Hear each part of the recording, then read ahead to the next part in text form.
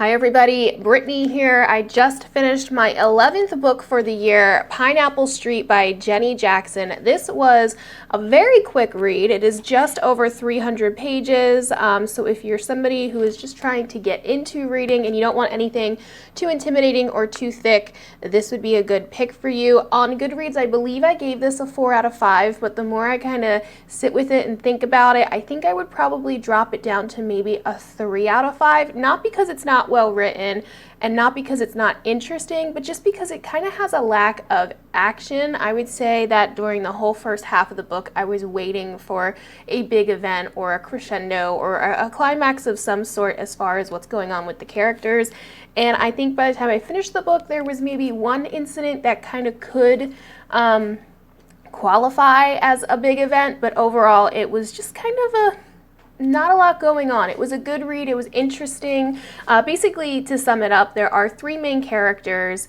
The 2 characters are sisters who are part of an extremely wealthy New York family, and then it's their sister-in-law, their brother Cord, marries this woman, Sasha. So the one thing I really kind of enjoyed about the fact that it was 3 different characters was that while none of them are necessarily relatable, at least not for me, each of them had aspects that I could relate to. So Sasha is the sister-in-law. She grew up in Rhode Island, kind of middle class. I think comparatively from her and the family she married into, she kind of grew up quote-unquote poor. And there's actually one conversation that takes place where the family is just sort of ignorant to the fact that what is considered normal to most people, to them, is considered kind of low class or poor. So anyway, she grew up in Rhode Island. She married into the family. She's very artistic, and she's a little bit of a black swan, or she just kind of doesn't fit into the family. So a lot of her storyline and her struggles have to do with trying to find her footing and her place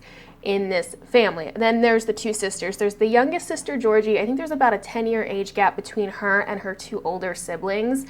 She's very much like your typical, almost kind of Gossip Girl vibe, where she's young and she's part of this affluent, rich New York family. She doesn't really have much in the way of responsibility or worries. So she's kind of dealing with trying to grow up and trying to figure out what she wants to do, where she wants to be, things like that, and kind of struggling with some of the moral questions surrounding her inheritance and her family's lifestyle. And she kind of has a couple of situations through her love life and people that she's dating and seeing and her friends. So that was kind of relatable in the fact that she was the younger of the characters.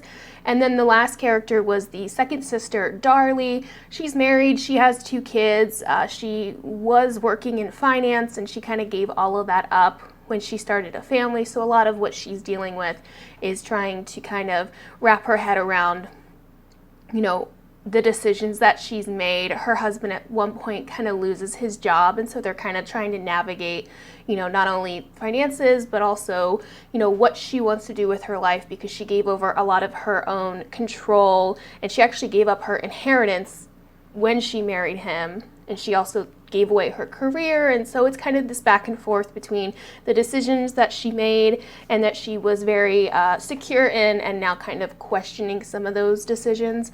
So anyway, the 3 characters were really good. It was an interesting setting, but again, not really too much happened. So it wasn't the most exciting read, but it was definitely a good read, and I would probably recommend it to somebody who just wanted something sort of on the quick and easy side of things. Okay, so up next for my 12th book, I have Ninth House by Leigh Bardugo. I have not read anything from this author, but there are a number of really well-known trilogies that this author has written. I'm trying to find them really quick.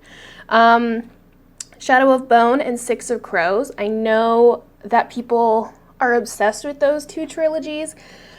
I've never read either of them. In fact, I don't really do many trilogies or series in general. I kind of like standalone books. This is the first of, I think, what's going to be another trilogy, because when you look it up on Goodreads, it does have a number 1 next to it. So this might turn into more pieces or more books, and I may or may not get into them depending on how this turns out. I will say that this is not what I expected. So personally, I don't really read a lot of kind of sci-fi or fantasy books. I kind of tend to enjoy fiction that's still plausible or at least kind of in the real world. There are a couple exceptions to that. A lot of Matt Haig's books, Midnight Library, How to Stop Time, Invisible Life of Addie LaRue, they kind of have that fantasy twist on them, and I have read those and I did enjoy them, but fantasy's kind of outside my realm.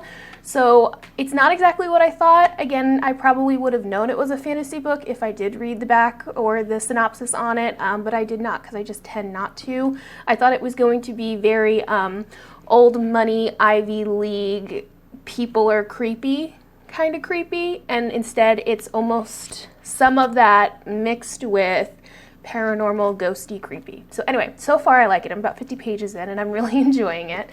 So that will be our next one. If you have read Pineapple Street and you have thoughts or feelings about it, please let me know. Or if you've read Ninth House or any of the Six of Crows or Shadow of Bones series, please let me know what you thought. Again, this is new for me, but so far I do really like it. Okay, I will see you guys next Monday with another book review.